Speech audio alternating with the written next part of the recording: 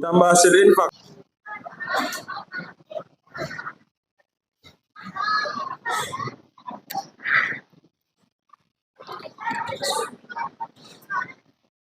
Assalamualaikum warahmatullahi wabarakatuh.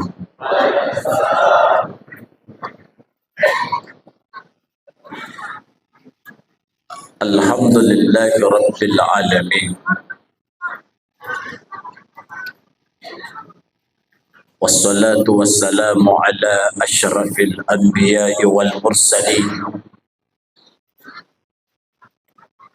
Sayyidina Muhammad ibn Abdullah wa ala alihi wa sahbihi ajma'in, amma ba'd.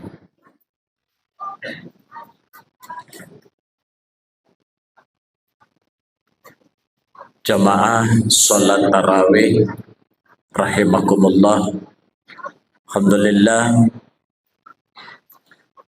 marilah kita bersyukur kepada Allah pada malam ini. Kita sudah masuk malam keempat Ramadan. Mudah-mudahan kita senantiasa sehat, senantiasa diberikan kekuatan oleh Allah, petunjuk, sehingga bisa kita menyelesaikan Ramadan ini dengan sempurna insyaAllah.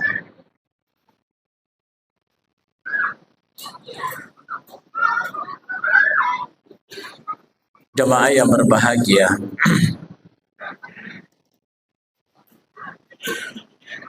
ada beberapa keutamaan sholat tarawih dan witir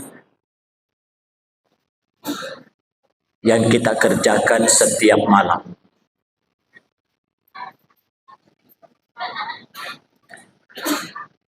Apa saja keutamaannya? Yang pertama, Allah Subhanahu wa ta'ala mengatakan, summa atimmus siyama ilal lail.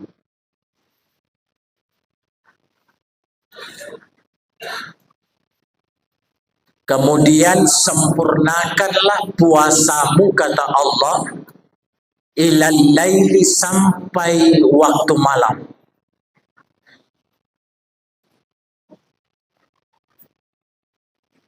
Ada beberapa tafsir yang menjelaskan bahwa puasa yang kita kerjakan pada waktu siang hari, lalu pada waktu malam disempurnakan dengan mengerjakan sholatul lail atau salat tarawih. Ini dua pelaksanaannya ini sepaket. Kalau sekedar kita puasa saja di siang harinya, baru kita tidak melaksanakan sholat tarawih, berarti itu tidak sampai malam. Padahal Allah Subhanahu wa ta'ala mengatakan, sempurnakanlah puasamu sampai waktu malam. Nah, kalau malam kita tarawih, berarti sempurnalah sepaket yang kita kerjakan, puasa di siang hari, di malam hari kita melaksanakan salat tarawih. Itu yang pertama.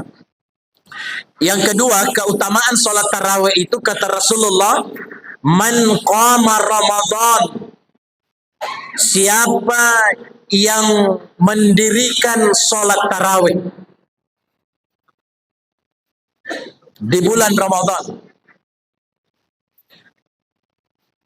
imanan, karena iman, karena mengharapkan pahala dari Allah Subhanahu wa ta'ala, karena mengharapkan ridha dari Allah Subhanahu wa ta'ala, wahtisaban, dan penuh dengan perhitungan. Ini kalau kita lihat hadisnya, siapa yang salat tarawih dengan iman dan penuh ketelitian. Kenapa harus teliti?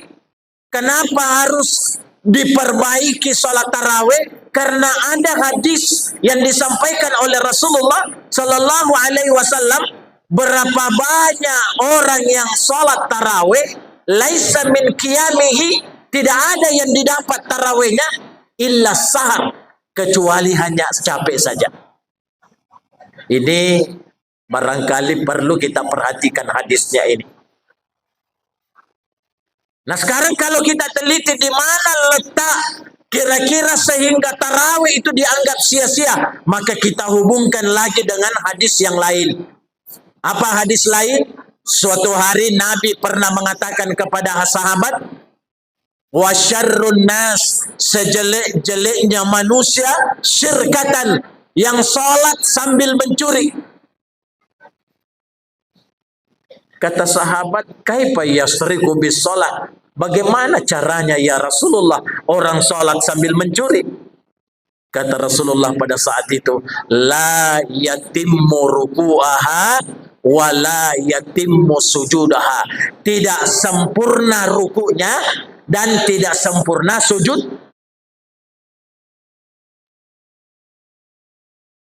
Usahakan tetap tumakninah kita pertahankan. Jangan gara-gara karena mau cepat selesai. Sekarang ini jamaah banyak cari masjid yang cepat selesai. Nah, ada masjid di sana, imamnya Valentino Rossi. Baca Fatihahnya sekali nafas. Boleh bacaan dipercepat, tapi usahakan tumakninah tetap diperbagus. Ini ada Bismillahirrahmanirrahim. Alhamdulillahirabbil alamin. Arrahmanir rahim. Maliki yaumiddin. Iyyaka na'budu wa iyyaka nasta'in. Satu nafas. Ada. Bismillahirrahmanirrahim. Alhamdulillahirabbil alamin. Amin. Anak-anak ngomong di belakang, maju terus, Pak Sopir. Apa kalau sudah begini salat tarawih, Pak? Yang saya takutkan inilah yang dimaksud oleh Rasulullah Sallallahu Alaihi Wasallam. Jangan kita berbuat sesuatu yang akhir ujungnya pelaksanaannya sia-sia saja. Sia-sia. Ada lagi yang tanya saya, Ustaz, yang benar itu 8 atau 20, yang mana benar? Sebenarnya semuanya benar. Kalau kita mau lihat sejarahnya, 8 itu memang Rasulullah, ada hadis yang disampaikan oleh Aisyah radhiyallahu anha bahwa Nabi sallallahu alaihi wasallam kalau dia salat malam tidak pernah melebihi 11 rakaat. Itu hadis. Tapi kalau tarawih itu tidak ada sebenarnya batasnya, Pak. Karena Nabi kalau pulang rumah lanjut. Tapi Nabi pada saat dia salat tarawih, biasanya kalau rakaat pertama dia baca surah Al-Baqarah. Surah Al-Baqarah. Berapa itu surah Al-Baqarah, Pak? 2 juz lebih, 1 rakaat. Ya coba-coba nanti Pak Imam, coba nanti surah Al-Baqarah habis besok di sini.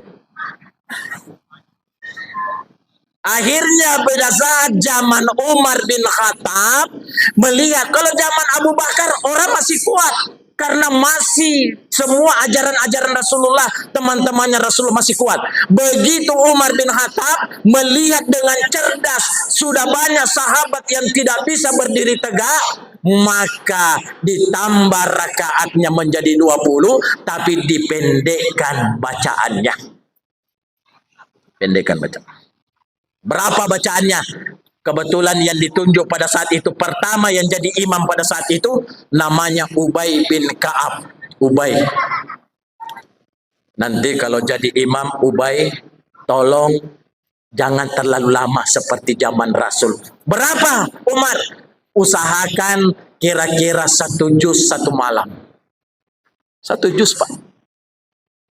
Begitu Ubay bin Ka'ab melaksanakan salat tarawih 1 juz 1 malam. Besok pagi sahabat kumpul semua ke rumahnya Ubay bin Ka'ab.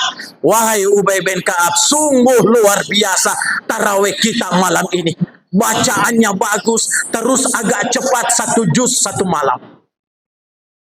Coba kalau Al-Muhajirin 1 juz 1 malam. Besok bukan datang demo.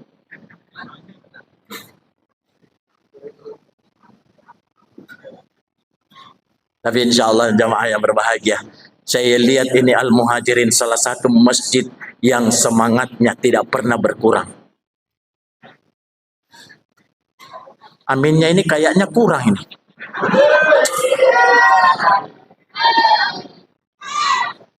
Baru saya bilang semangatnya Al-Muhajir. Aminnya aduh. 2. Yang ketiga, apa kemuliaan orang yang salat tarawih? Ini Pak yang ketiga. Apa kata Rasulullah? Man qama ma'al imam. Siapa yang salat tarawih bersama-sama dengan imam. Berarti jamaah. Hatta yang syarifah. Sampai bubar imam, baru dia bubar. Nah ini. Nanti dia bubar. Nanti dia selesai kalau imam selesai. Jadi kalau ada imam selesai, baru kita selesai masuk syarat ini. Apa kata Rasulullah? Siapa yang melakukan bubar bersama-sama dengan imam, kutiba lahu qiyamul lailah, maka dicatat baginya salat malam semalam penuh. Syaratnya bubar bersama-sama imam. Jadi kalau ada yang 2 rakaat keluar, tidak masuk. Ada yang 4 rakaat tidak witir karena imam belum selesai, tidak masuk di sini. Nanti bubar imam, baru dia bubar. Ada pernah masjid saya masuki 20 rakaat. Tidak usah disebut masjidnya. Begitu 8 rakaat, habis semua di belakang. Habis. Yang ada tinggal satu saf saja. Yang muka-muka sakratul maut yang tinggal. Yang memang sudah incaran malakul maut. Masya Allah. Anak muda keluar sudah.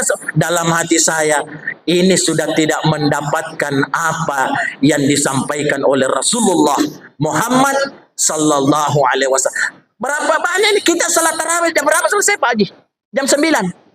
Jam 9, 10, 11, 12, jam 1, jam 2, jam 3, jam 4, sampai jam 5 masuk subuh. 8 jam ini dianggap salat kita oleh Allah.